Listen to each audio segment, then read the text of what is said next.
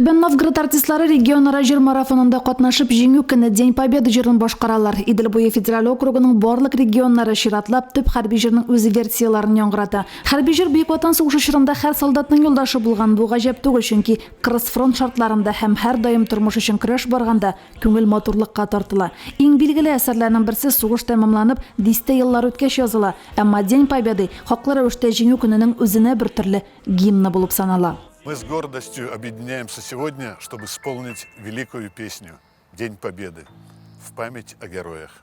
Здравствуй, мама, возвратились мы не все, босиком бы пробежаться по росе. Пол Европы прошагали, пол земли, этот день мы приближали как могли.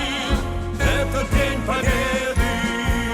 Клипна төшерүү үз изоляция режимы кертелгәнгә кадәр Кремль территориясында Чкалов һәйкәле һәм Герой Катер районында үтә. Түбән Новгород өлкәсендә халык акциясы яшь үзешчәннәрдән алып, опера солистларына кадәр төрле жанрдагы 60тан артык артистны берләштерде. Һәр кайсына икешәр юл, бик аз кебек, әмма һәр сүз, һәр пауза шиксез хисләр чыганага.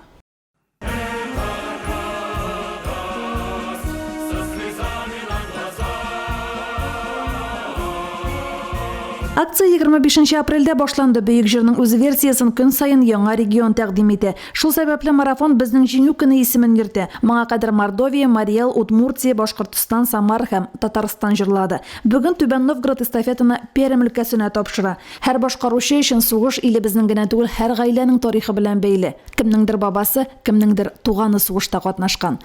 Мы тем самым передаем через эту песню в наше поколение, нашим детям тот патриотизм, то воспитание, которое нам передали в свою очередь наши родители. Военные песни – это неотъемлемый культурный пласт музыкальный нашей российской культуры, который необходимо сохранять и поддерживать и беречь. Җиңү көне День Победы Идел буе федераль округының барлык 14 регион артистлары башкаруында. Шул исәптән милли телләрдә дә яңгырый. Барлык клипларны да социаль челтәрләрдә һәм YouTube каналда Песня Победы ПФО һәм Наш День Победы хэштеглары буенча табарга була. Бөек Ватан сугышында җиңүнең 75 еллыгына багышланган җыр эстафетасы узган шимбәдә Мордовиядә старт алды.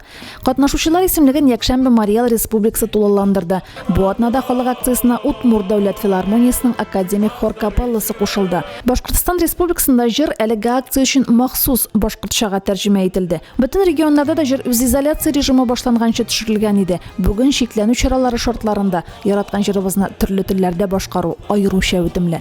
Самар эстафетаны Татарстан республикасына тапшыра. 9 майда легендар җыр патриотик халык акциясында катнашкан коллективларның гомуми башкаруында яңгыраячак. Рима Авзалова, Динар Нуруддинов, Муслим телевидениесе.